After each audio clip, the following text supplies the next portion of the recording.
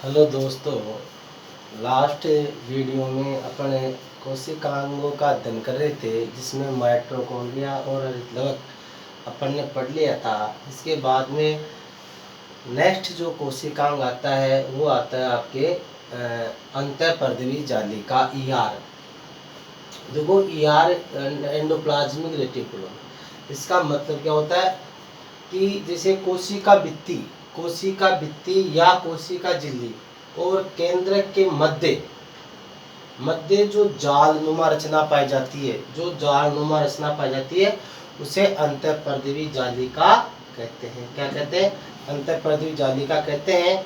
और इसकी जो खोज, अंतःपर्दवी जालिका की जो खोज, इसकी जो खोज, वो खोज किसने की थी? किथ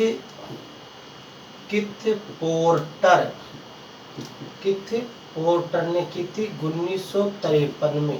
किसने की थी? किथ पोर्टर ने 1953 में इसकी खोज की थी। अब देखो, अब ये जो है अंतःपर्दवी जालिका जो है, अंतःपर्दवी जालिका जो होती है राइबोसोम की उपस्थिति के आधार पर दो प्रकार की होती है। राइबोसोम की उपस्थिति के आधार पर कितने प्रकार की? दो प्रकार की। अगर जिसमें राइबोसोम उपस्थित होते हैं तो वो क्षुद्र अंतःपर्दवी जालिका, और जिसमें राइबोसोम अनुपस्थित होते हैं तो वो चिकनी अंतःपर्दवी जालिका होती है। तो देखो दोस्तों, ये जो है, ये आपको ये दिखाई दे रही है, ये कौन सी है? क्षुद्र, क्योंकि यहाँ इस पर क्या लगे हुए हैं? राइबोसोम लगे होते हैं। जैसे मान लो ये जो है आपके इस प्रकार, ये जो है अंतःपर्दवी जालिका है और इस पर यहाँ जो है ये राइबोसोम पाए जाते हैं। मान लो ये राइबोसोम पाए जाते हैं, तो इसको बोलते हैं अपन आर। ये इसको क्या कहेंगे अपन? इसको कहेंगे RER। RER का मतलब होता है रफ। RER का मतलब क्या होता है? Rough, ROUGH, rough. और ये स्मूथ है, इसका मतलब ये है स्मूथ है, चिकनी। तो ये अब इस पर क्या है? ये जो इस पर यहाँ ये क्या उपस्थित है? राइबोसोम है।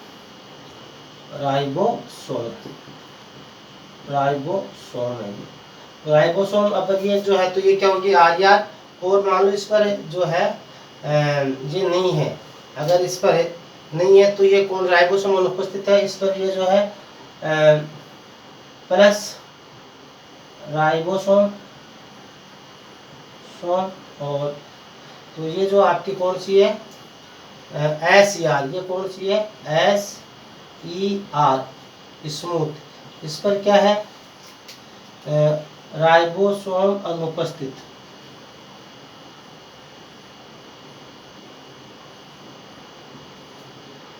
अब देखो ये जो स्मूथ पर राइबोसोम अनुपस्थित होते हैं। अब इनकी कार्य की बात करें तो जैसे मान लो ये जो राइबोसोम उपस्थित है, तो इसके कार्य की बात करें तो इसका जो कार्य क्या है? इसका जो कार्य है, कार्य क्या हुआ इसका? प्रोटीन संश्लेषण करना। इसका कार्य क्या हो गया? प्रोटीन संश्लेषण करना। अब ये जो है इसका कार्य क्या है? इसका कार्य क्या है? वसा संश्लेषण करना।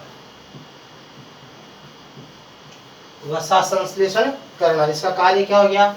वसा संश्लेषण करना। ठीक है दोस्तों, तो इस प्रकार ये जो इसकी दो प्रकार हो गए राइबोसोम की उपस्थिति के आधार पर, रफ और स्मूथ।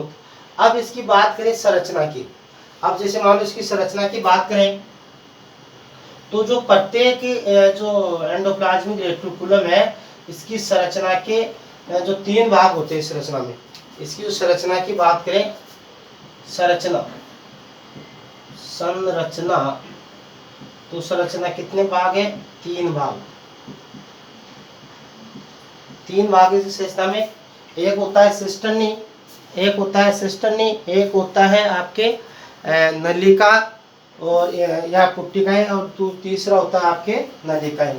तो इसके 3 भागों में देखो, पहला भाग क्या है? सिस्टर्नी है।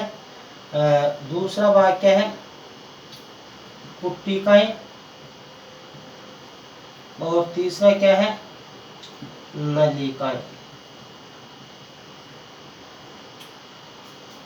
अब देखो सिस्टम ने का कार्य क्या है इसका, ये सिस्टम ने कैसी होती है, ये जो असाकित अर्धचंद्राकार नलिका होती है, ये कौन सी होती है, ये सिस्टम ने असाकित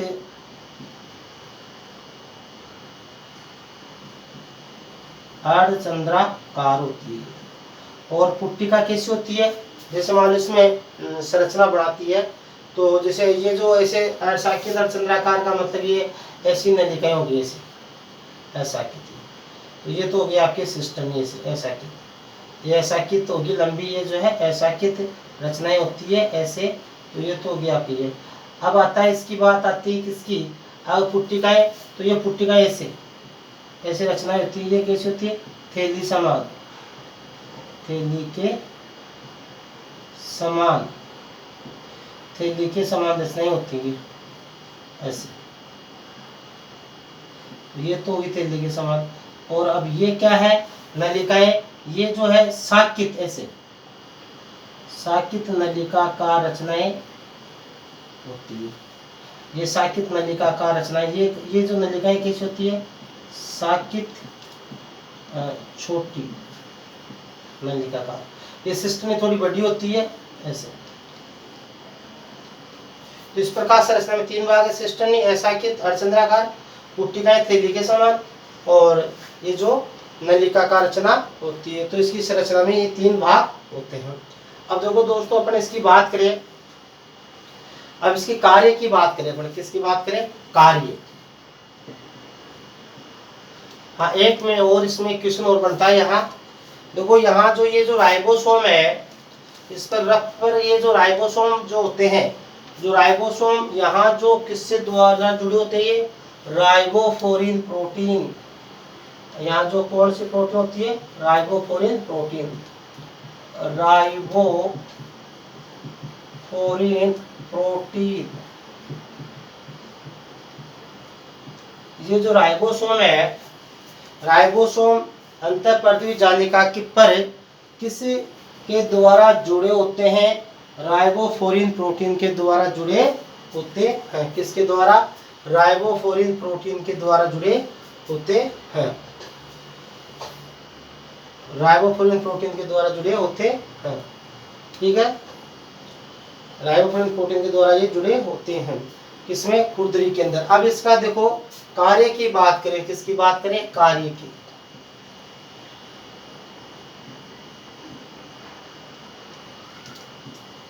कार्य तो देखो पहला कार्य तो क्या है, ये अंतः संरचनात्मक ढांचा,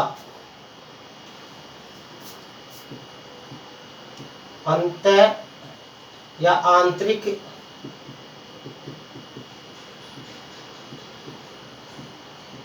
संरचनात्मक ढांचा बनाती है। दूसरा कार्य क्या है, प्रोटीन और वसा संश्लेषण करती है, प्रोटीन एवं वसा संश्लेषण करती है। तीसरा कार्य क्या है, ये प्रोटीन और वसा संश्लेषण करती है। तीसरा कार्य ये सूक्ष्म कोशिकांगों के निर्माण में सहायक, सूक्ष्म कोशिकांगों के निर्माण में सहायक होती है, सूक्ष्म कोशिकाओं के निर्माण में सहायक। अगला कार्य क्या है, देखो कार्य आंतरिक संरचनात्मक ढांचा बनाना, प्रोटीन और वसा संश्लेषण करना, सूक्ष्म कोशिकाओं का निर्माण करना, ठीक है, ये इसके अंदर आपके आता है। फिर इसके बाद में देखो अगर बात करें इसमें जो आपके ये जो है किसका, ये जो है कोशिका भित्ति, कोशिका भित्ति और एवं प्लाज्मोडेस्मेटा, प्लाज्मोडेस्मेटा, कोशिका भित्ति और प्लाज्मोडेस्मेटा का ये जो निर्माण भी निर्माण में सहायक।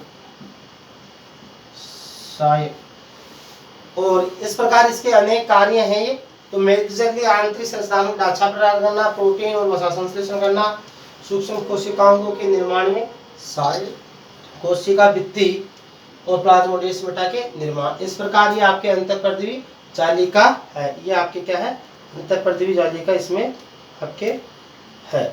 अब देखो दोस्तों, अब इसमें एक बार मैं वापस देख रहा हूँ, अंतःपर्दवी जालिका का अर्थ क्या है, कोशिका भित्ति या कोशिका झिल्ली और केंद्र के मध्य का जो जाल है वो एंडोप्लाज्मिक रेटिकुलम या ईआर कहलाता है। क्या कहलाता है, ईआर कहलाता है।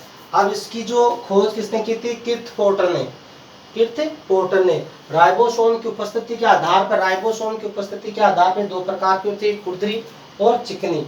ठीक है, और अब ये जो खुरदरी होती है रफ, इसका कार्य क्या, प्रोटीन संश्लेषण, क्योंकि इसमें राइबोसोम पाए जाते हैं।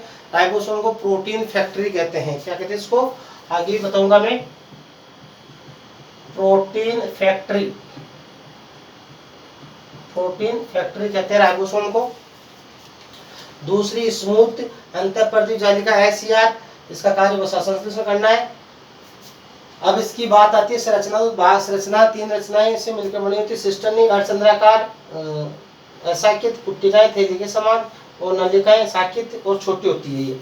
अब आता है इसका कार्य, आंतरिक संरचना ढांचा बनाना, प्रोटीन है वसा संश्लेषण, सूक्ष्म कोशिकाओं के निर्माण में सहायक, कोशिका भित्ति और प्लाज्मोडेस्माटा का निर्माण में सहायक। तो इस प्रकार ये जो इसके जो है कार्य है इस प्रकार।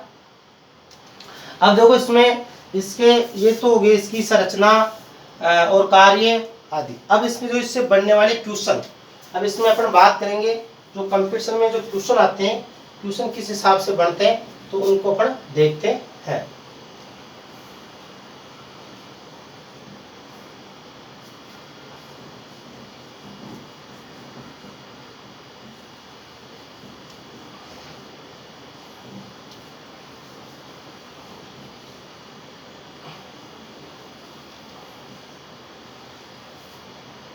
देखो दोस्तों, अगर अपन बात करें क्वेश्चन नंबर 1, पहला एक क्वेश्चन लेते हैं अपन इसका, क्वेश्चन लेते हैं 1।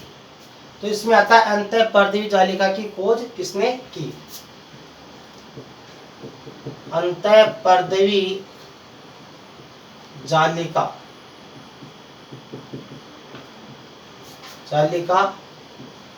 की खोज किसने की। कि देखो अब इसमें आपके ऑप्शन आ गया अल्टमान, बी आपके आ गया सिंपर, सी आपके आ गया किथ पोर्टर,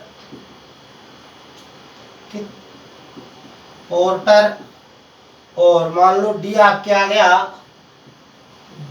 आपके हैकल। तो देखो इन चार ऑप्शन, अंतःपर्दवी जालिका की खोज किसने की, तो इसमें आपके उत्तर क्या आएगा, किथ पोर्टर। क्या आएगा, किथ पोर्टर। आपको प्रश्न ध्यान से पढ़ना है और उत्तर देना है। अब देखो, अब आपके आता है कि जो है अगला नेक्स्ट क्वेश्चन है कि अंतःपर्दवी जालिका से संबंधित कथन सही है या संबंधित रचना है।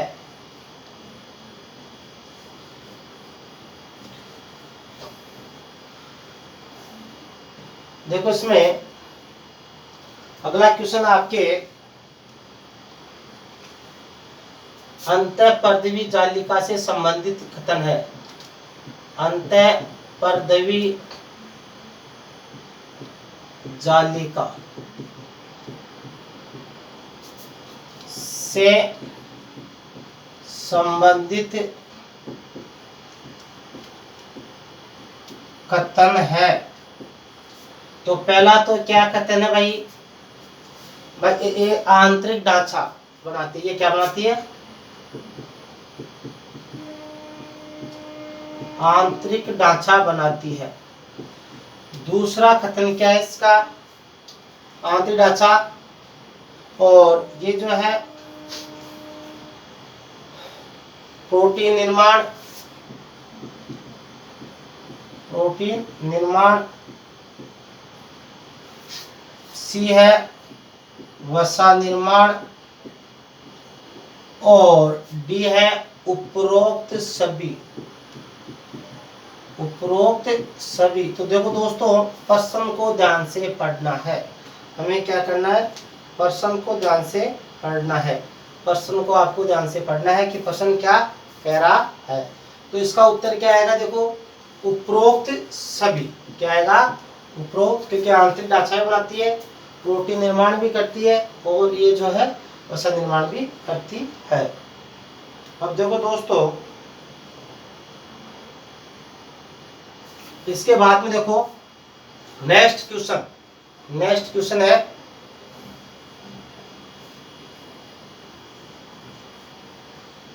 तीसरा क्वेश्चन है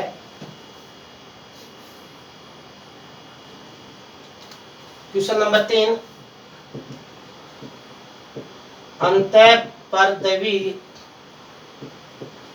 जालिका का कार्य है।